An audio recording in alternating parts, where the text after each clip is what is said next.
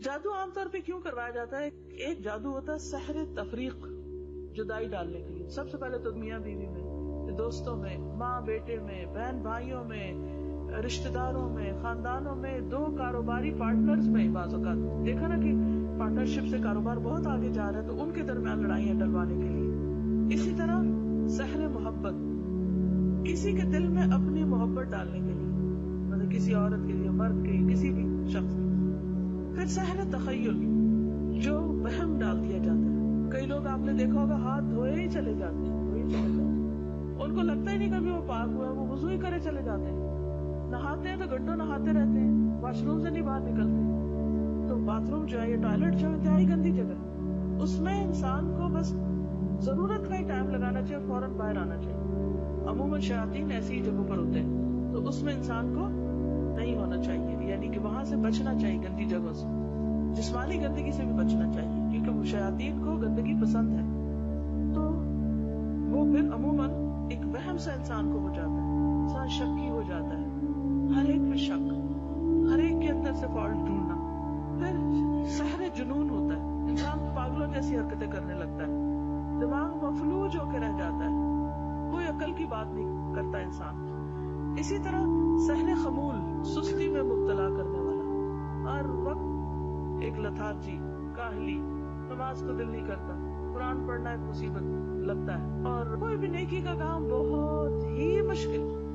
بعض وقت لوگ کہتے ہیں نا کہ ہم سے تو لفظ نہیں منہ سے نکلتا، پڑھا ہی نہیں جاتا، کیا کریں. کبھی کہا نا آپ کو بھائی اگر ایسی کیفیت ہے تو اللہ کی پناہ میں آؤ، کہتے کیا کریں، منہ سے نہیں نکلتا، دل ہی نہیں چاہتا. پھر سحر حواتف، چیخو پکار میں مبتلا کرنے والا، جس پہ وہ ہوتا ہے وہ چیختا ہے، چلاتا ہے، چھوٹی چھوٹی بات پہ حد سے زیادہ غصے میں آ جاتا ہے، توڑ پھوڑ اور ایک مجنون کسی کیفیت ہو جاتی ہے.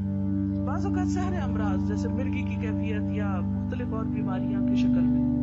پھر سحر استحاضہ، استحاضہ کی بیماری جیسے حدیث میں بھی آتا ہے نا کہ یہ تو شیطان کی ایک دھوکہ، تاکہ انسان کبھی یہ سوچے میں پاک ہی نہیں ہوں تو میری کیا نماز میں خشوع و خضوع ہی نہیں. تو نماز میں خشوع و خضوع تو انسان کی کامیابی کی علامت ہے، اور اگر اس میں خلل آتا ہے تو یہ شیطان کا وار ہوتا ہے. تو دشمنی یا حسد ہوتا ہے بعض اوقات کہ کسی کے ساتھ بنتی نہیں، اور بعض اوقات رشتوں میں خلل ڈالنے کے لیے. اب یہ ہوتا ہے کہ جب ایسے کوئی اثرات انسان پر ہوتے ہیں تو اس کی جو ایک نارمل عادت ہوتی ہے، بہت ہمبل ہے، بااخلاق ہے اور محبت کرنے والا ہے، ویسے شوہر ہے یا باپ ہے، تو وہ الٹی الٹی حرکتیں کرنے لگتا ہے، بچوں کو غصہ کرنے لگتا ہے، اریٹیٹڈ، چڑچڑاپن اور عبادات سے دلچسپی نہیں. بعضوں کا جسم کے کسی خاص حصے میں درد شروع ہو جاتا ہے بلا وجہ، سارے ٹیسٹ کرائے جاتے ہیں، میڈیکلی کوئی ریزن نظر نہیں آتی، سمجھ ہی نہیں آتی.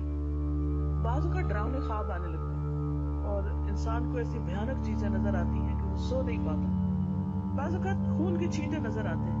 کبھی طے شدہ کپڑوں کو کاٹا جاتا ہے، اس میں کٹ کے نشان، جیسے مثلا قمیض طے کر کے رکھی تو جو ہارٹ کی جگہ ہے اس کے اوپر جیسے کسی نے یوں لگتا ہے جیسے کسی نے چھری مار کے یا کوئی کینچی کی نوک مار کے اس جگہ کو کاٹا ہے. بعض اوقات خامند یا بیوی ایک دوسرے کو بہت بدنما نظر آتے ہیں، یعنی کہ نفرت آتی ہے، اس کی شکل اچھی نہیں لگتی، حالانکہ وہی شخص دوسروں کو اچھا لگ رہا ہوتا ہے، مگر بیوی یا شوہر کو وہ آپس میں ایک دوسرے کو ان کو بالکل کا دل اٹھ جاتا ہے. حتیٰ کہ جو ان کا جسمانی تعلق ہوتا ہے اس میں سخت مشکل پیش آتی ہے. بعض اوقات اولاد کی بندش کے لیے کیا جاتا ہے، بعض اوقات جسمانی تعلق کی بندش کے لیے. تو یہ ساری چیزیں علامات ہوتی ہیں جو نظر آنے لگتی ہیں. لیکن بعض اوقات بیماریاں بھی ہوتی ہیں، ایسے اثرات نہیں بھی ہو سکتے، لیکن اگر پہلے انسان نارمل ہو اور یکایک یہ تبدیلیاں آ جائیں تو پھر انسان ایسی چیزوں کا علاج کرے. لیکن اگر ایک شخص شروع سے بچپن سے بد مزاج ہے، بد اخلاق ہے، اکڑ ہے، اس کے مزاج کا حصہ ہے، لیکن ایک شخص عادتاً نہیں، مزاج میں نہیں، پھر اچانک ہی کچھ ہو گیا، اس کو نظریں پھیر لی اس نے اور وہ کچھ سے کچھ ہو گئی اس کی عادتیں، تو پھر الرٹ ہونے کی ضرورت ہے کہ مسئلہ کیا ہے. تو بعض اوقات بچوں کے اندر تنہائی کی عادت ہو جاتی ہے، نہ ماں باپ سے ملتے ہیں، نہ بات کرتے ہیں، وہ نہ رشتے داروں سے ملتے ہیں، نہ باہر جاتے ہیں، سب کچھ چھوڑ کے بیٹھ جاتے ہیں، پڑھائی لکھائی بھی چھوڑ کے بیٹھ جاتے ہیں. اب جب ایسی کوئی کیفیت ہو تو انسان کو کسی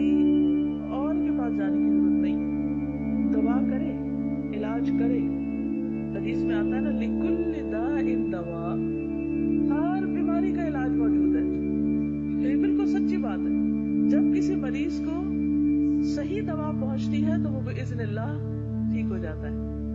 اور اللہ کا حکم ہوتا ہے کب تک کس نے بیمار رہنا.